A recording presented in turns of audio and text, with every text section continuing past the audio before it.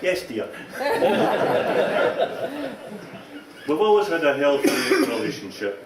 As a matter of fact, before we came out tonight, we were going at it hammer and tongs. I just wish I'd had the hammer. Ouch. Fiona asked me the other day what I really thought about her. So I said to her, "Darling, you're my A, B, C, D, E, F, G, H, I, J, K." And she looked at me, kind of puzzled, and said, "What do you mean by that?" I says, "Well, it's an old song, you all know it, eh? A, you're adorable. B, you're beautiful. C, you're classy. D, you're delightful. E, you're elegant. F, you're fit. G, you're gorgeous. H, you're hot." She says, "What about I, J, K?" I says, "I'm just kidding." Seriously, but gentlemen, this is serious. I have to warn you, if you don't already know about the 7 deadly terms used by a woman.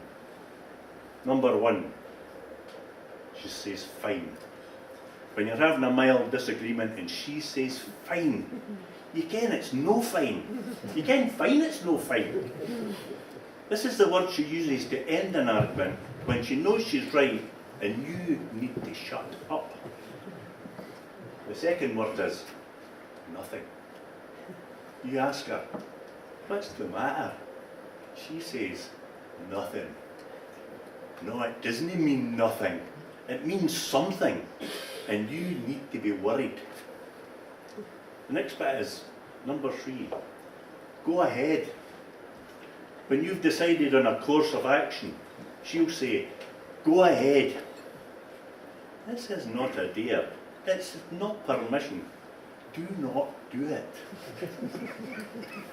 Number 4, whatever. A woman's way of saying, "Screw you," and anything else is not negotiable. Number 5, that's okay. Don't be fooled. It's not okay. She is thinking long and hard on how and when you will pay for your mistake. Wow is the next one, 6. Wow. This is not praise. It is not a compliment. She's sarcastically amazed that one person can be so stupid. Number 7. If a woman says this to you, do what you want. Number 7. Do what you want. If a woman says this to you, stand still. Do not breathe. Do not blink. Do not answer. Just play dead and wait for a chance to escape. Having said all that, gentlemen, where would we be without the lassies? Green grow the rashes o, green grow the rashes o, gringo, gringo the rashes o. The sweetest hours that e'er I spend are spent among the lassies o. Gentlemen, here we stand in praise, to honour the women who share our days. When in their arms they bring us pleasure, these lassies truly are our treasure. We seek to marry them, or so it is said, for no other reason than to get them to wed. They feed our spirit, they fill our bowl, for many of us they fill our soul. They care for us, they keep us well, though on certain occasions it feels like heaven. They teach us manners, they teach us style. For many of us that can take quite a while. They improve with age, while we do not. And that is quite clear, looking out at you lot. For the parcel of rogues that I see here tonight, it's truly amazing the girls don't take flight. They put up with our habits, I have to report, like control of the remote and our liking for sport. For the love of our lassies, we'd walk 500 miles, and that must be because of their feminine wiles. But tonight we stand to give them our praise, so join me now with your voices raised. We'll drink to them now, so lift up your glasses. Let the hear the toast to our bonny lassies. The lassies. The lassies.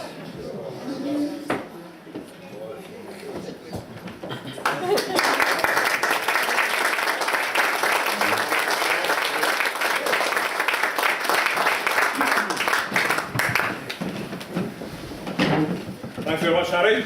I don't relish your journey home, that's all I can say. To reply on behalf of the lasses, I'm very pleased and delighted to welcome Dorothy Anderson. Dorothy, as many of you will know, is the Associate Minister at Dunblane Cathedral.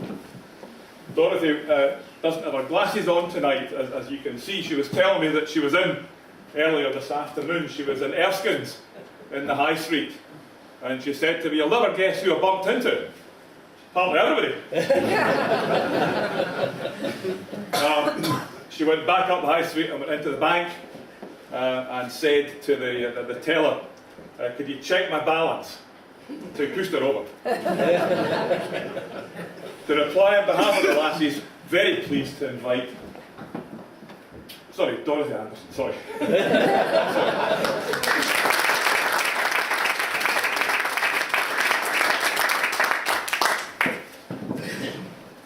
Chairman, ladies, and very much last and almost certainly least, gentlemen.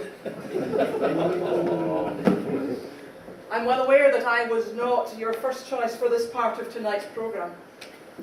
I know that I was not even the second choice. I suppose I could be peeved or put out or perturbed, but what would be the point of that? After all, the Bard himself had a string of women: Elizabeth, Meg, Jenny, Agnes, Jean, Mary, Anne, to name some of the more well-known ones. And at least you have had the courtesy not to have had two of us on the go at the one time.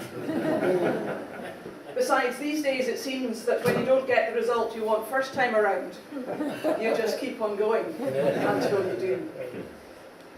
As you have heard, I am a minister. And there's a story you've maybe heard of the eminent minister who was speaking at a banquet on the night of his arrival in a very large city.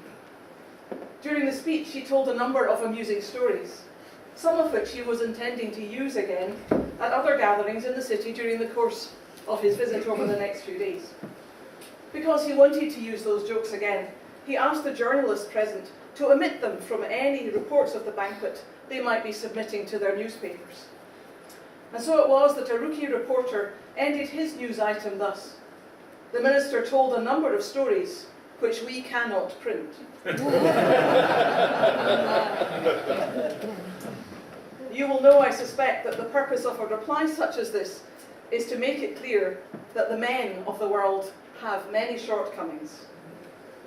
As a minister, my source material comes not from books such as poems chiefly in the Scottish dialect, written by Rabbie Burns, or the bawdy ballads which he penned and which are found in the Merry Muses of Caledonia, but from the Bible.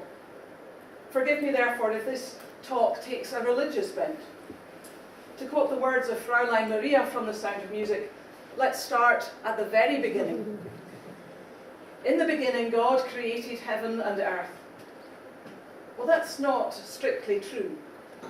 At the very beginning, when God thought about creating the heaven and earth, she thought how best to go about it. Made out a list and proceeded to work methodically through it until it was all done and everything was completed and in its proper place. As part of this creative process, God made man and woman, Adam and Eve. Now, I don't know how good your imaginations are, but this is an opportunity for those of you not naturally blessed by being members of the fairer sex to get in touch with your feminine side, to use the posh, flowery bits that we heard mentioned earlier. Imagine then the Garden of Eden.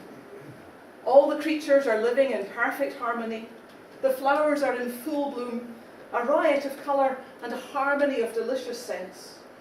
Gentle waves lap at the river bank, a pleasant temperature, not too hot, not too cold, warm enough to wander around naked, of course, but without fear of melanoma.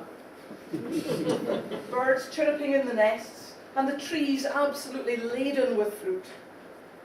Bliss. But listen. Do you hear some unpleasant sounds? Not a talking snake. If you believe that bit, then you've had more to drink than you realise. No, these are raised voices, the sounds of shouting. There appears to be some sort of tiff. There's no point denying it, Adam.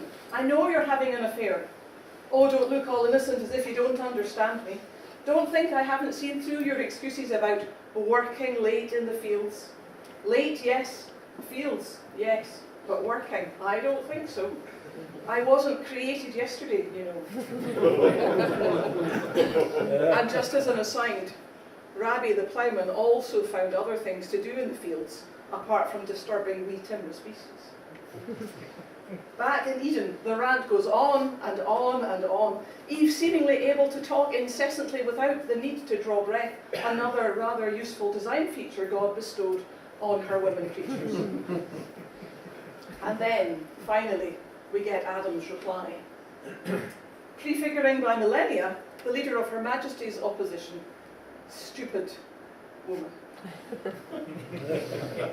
Adam always talks slowly, pretending it's for Eve's benefit, but I'm not so sure. How can I be unfaithful to you, he asks. There are no other women here. And so they go off to bed, in sullen silence. Adam knowing that he has the upper hand, and Eve, like Kate O'Shanter, nursing her wrath to keep it warm. Some hours pass, and Adam is wakened from his deep sleep by an insistent poking at his side. For goodness sake, what is it? He asks. I'm just counting your ribs, Eve says. For you see, there are, and always have been, differences between men and women in temperament, logic, understanding, and many other things. And so it's not surprising that we sometimes argue. Mind you, you'd think you men would know better by now, for it is well known that women never, ever lose an argument. Indeed, we always have the winning word. Women, don't we? Men, don't we? You go, starting another argument. I think I'm right in saying that Rotary was founded in 1905 and that 19 years later, its sister organisation was founded, the Inner Wheel. So let me talk to you for a little about peafowls. Not surprising that people don't follow my sermons. The males, the peacocks, with showy feathers, extravagant plumage and piercing calls. The females, the peahens, by contrast, are plain and rather restrained, simply getting on with the things that need to be got on with. And in case you hadn't worked it out, all the plumage in the world won't matter a jot if there aren't women around to produce the next generation. And so isn't it just typical that the Rotary clubs occupy the outer wheel, the demonstrative, showy, loud voice to the world, whilst the women have the inner place, the circle closest to the heart, where they can get on with the work in quiet, unobtrusive ways and simply keep things going. As we find when we look at the Bible, where we are told God created woman to be man's helper, the same thing goes on. The men doing the demonstrative showy thing, the women just getting on with being his helpmate. You know, there are in fact 6 reasons why God gave Adam a helper. Let's imagine for a moment that we're at a Miss World contest. So if you had fallen asleep, that might have woken you up. We're going to read those 6 reasons in reverse order. Number 6, God worried that Adam would frequently become lost in the Garden of Eden because he would not ask for directions. Number 5, God knew that Adam would one day require someone to locate and then hand him the TV remote. Number 4, God knew that Adam would never go out and get himself a new fig leaf when the old one wore out, and he would need someone to do his fig leaf shopping for him. Number 3, God knew that Adam would never be able to remember which night to put the bins out.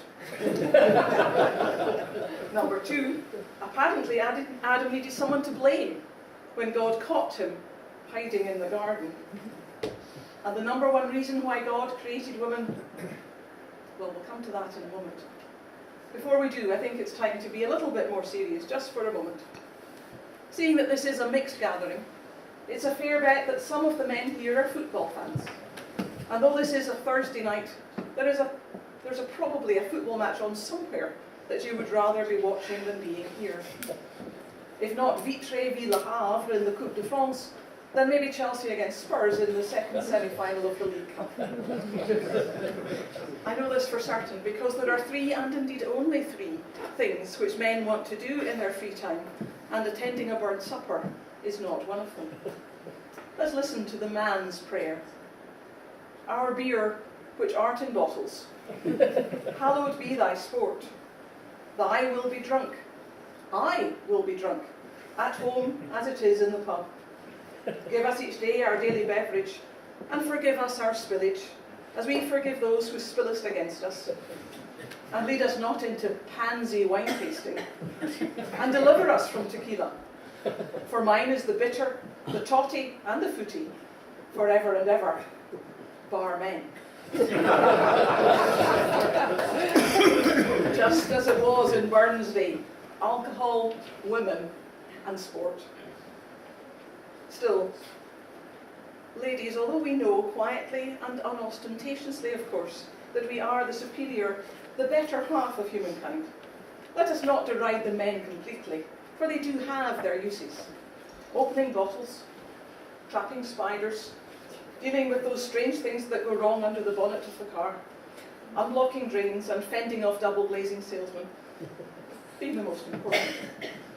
And so I thought I should try to emulate the man we are honouring tonight and compose a wee poem to our menfolk. Before I came to Dunblane, I ministered for 8 years on the banks of the Tay, and I suspect this may have more to do with Tayside's poet than the bard. So my love is like a rose, it's said, not red or pink, but yellow.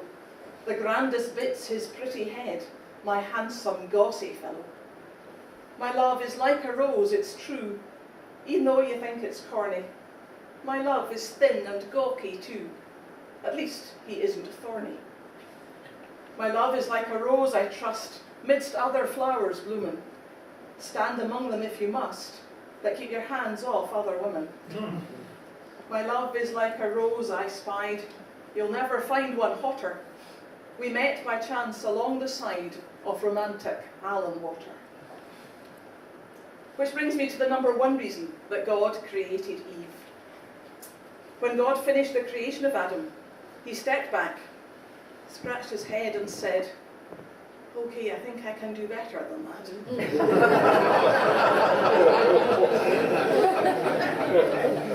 It was put rather more poetically by the bard, as we have already heard, but the words are worth quoting again. All nature swears the lovely dears, her noblest work she classes o'. Her prentice hand she tried on man, and then she made the lassies o'. On behalf of all the ladies, the lassies here, I want to thank Harry for the toast that he gave this evening, and quietly, gently, kindly, without fuss or show, without guile or deceit, but with sincerity and candour, thank the men for all that they are, for all that you are, and for all that you do for us. Thank you.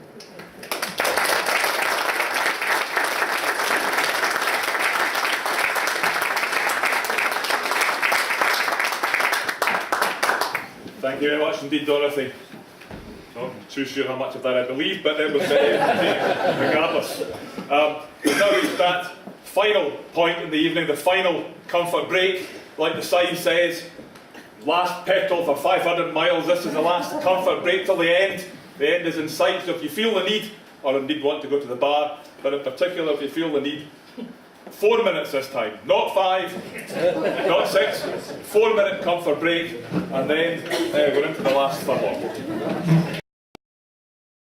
More than delighted to call upon Sarah to give us another song. The first one was absolutely beautiful. I don't know what Sarah's going to sing for us this time, but she will doubtless tell us. Ladies and gentlemen, once again, Sarah Aldred.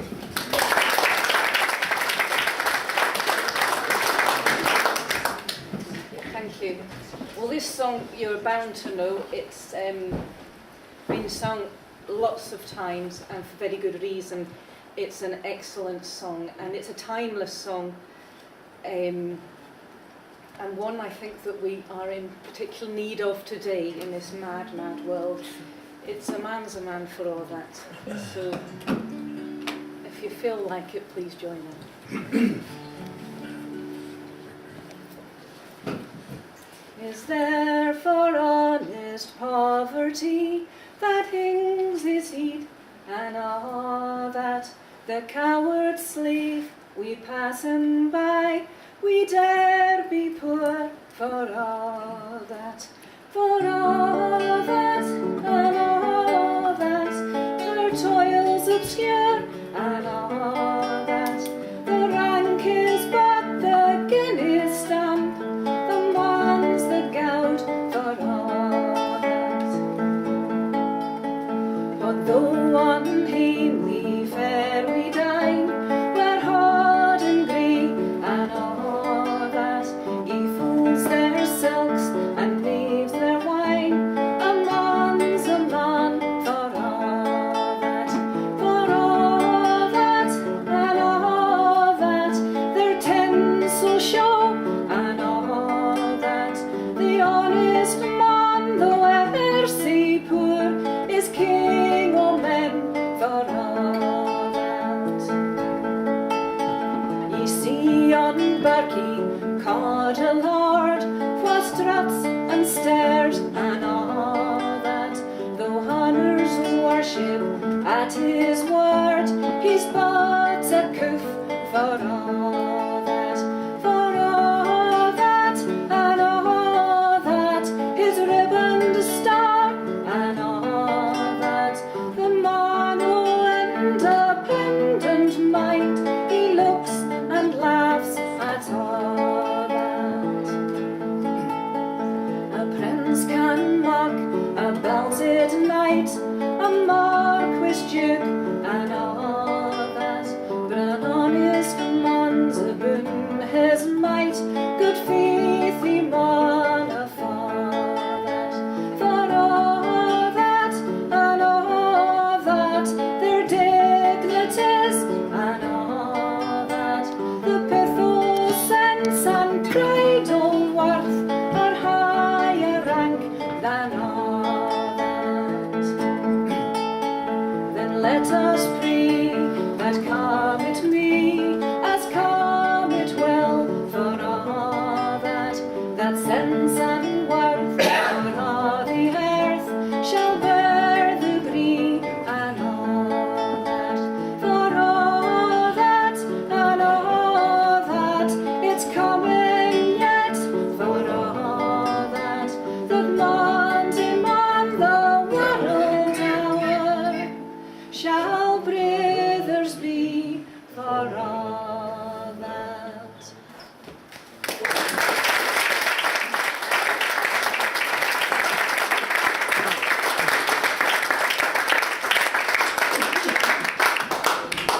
Sarah, that was lovely, and you're welcome back any time at all. Next, we have a recitation, and as you can see, that's Tam O'Shanter, and that's going to be done by Charlie Methven. Now, Charlie was here last year and was billed last year as having been as being here from Green Loaning Buns Club. Now, there's a sheriff officer outside that assures me that Charlie Methven may have been to Green Loaning once in his life, but has certainly never been a member of Green Loaning Buns Club. Charlie's at great pains to tell me that he's not a member of Green Loaning Buns Club. However, I don't think that makes any difference whatsoever, I am more than delighted to round off this evening's entertainment by asking Charlie Methven to come and give us Tam O'Shanter.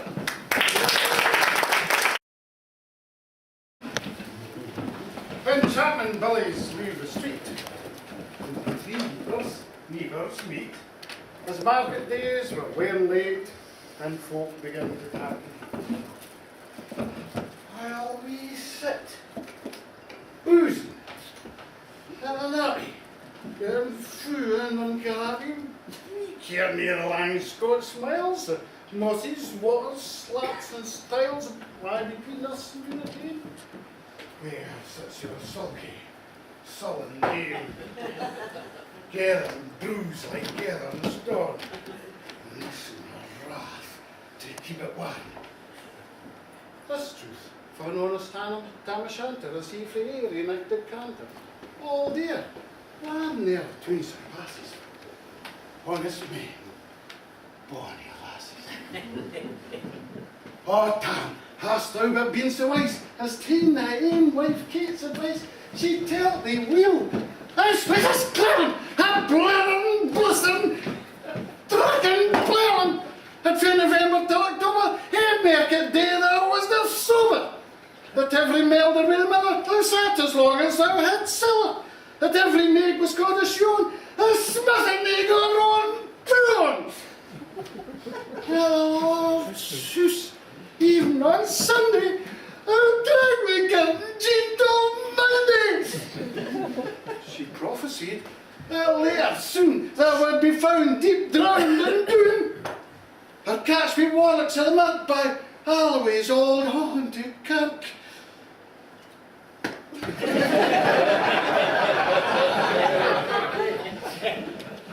Ah, gentle things. It gars me greet to think how many counsel sweet, how many length and sage advices the husband for the wife despises. But dear tale, market night, Tam it got planted, uncorrect, fast by an ingle breezing finely. Where Riemann swats had drank divine, by his elby, Sir Johnny, his ancient, trusty, drouthy crony. Tam looed him like a verra brother. They'd been through for weeks together. The night drave on, we sangs and clatter, and aye the ale was getting better.